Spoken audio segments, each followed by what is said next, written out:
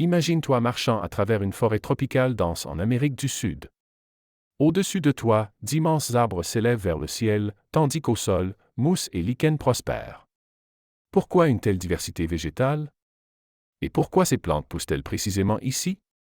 Bienvenue dans le monde de la géobotanique, la science qui étudie où poussent les plantes, pourquoi elles s'installent dans certains endroits et quels facteurs écologiques influencent leur répartition. Au fil de l'évolution, la nature a donné naissance à des organismes gigantesques et minuscules. Des baleines colossales et des dinosaures aux colibris et aux insectes minuscules. Ce principe s'applique aussi au règne végétal. Les séquoias peuvent dépasser 100 mètres de hauteur, tandis que les lentilles d'eau sont plus petites qu'une tête d'épingle. Mais la géobotanique ne s'intéresse pas uniquement aux différences de taille, elle cherche à comprendre pourquoi certaines plantes colonisent certains milieux et comment elles s'adaptent aux caractéristiques du sol, au climat et à d'autres facteurs environnementaux. Le terme géobotanique a été introduit au XIXe siècle par Heinrich Walter, mais dès le XVIe siècle, des naturalistes comme Conrad Gesner et Ulysse Aldrovandi avaient déjà contribué à la compréhension de la répartition des plantes. Aujourd'hui, la géobotanique est une science interdisciplinaire qui analyse la composition et la structure des communautés végétales ainsi que leurs interactions avec leur environnement. Pourquoi certaines plantes ne poussent-elles que dans des régions spécifiques?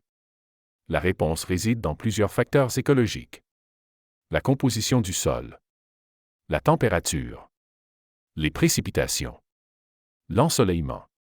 Ces éléments déterminent quelles plantes peuvent survivre. Les forêts tropicales regorgent d'espèces grâce à un climat chaud et humide, tandis que les plantes désertiques ont développé des adaptations pour survivre avec très peu d'eau.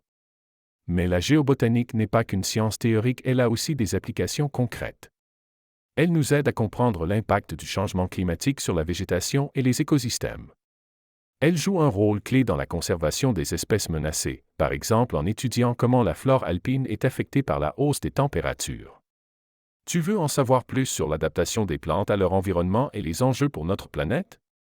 Abonne-toi à notre chaîne pour ne manquer aucune vidéo scientifique passionnante. La géobotanique ne se contente pas d'explorer le passé du monde végétal, elle nous aide aussi à préserver son avenir. La répartition des plantes n'est pas un hasard, mais le résultat d'interactions écologiques complexes. La prochaine fois que tu te promènes en forêt, observe bien autour de toi, tu seras en train d'admirer des millions d'années d'évolution et d'adaptation.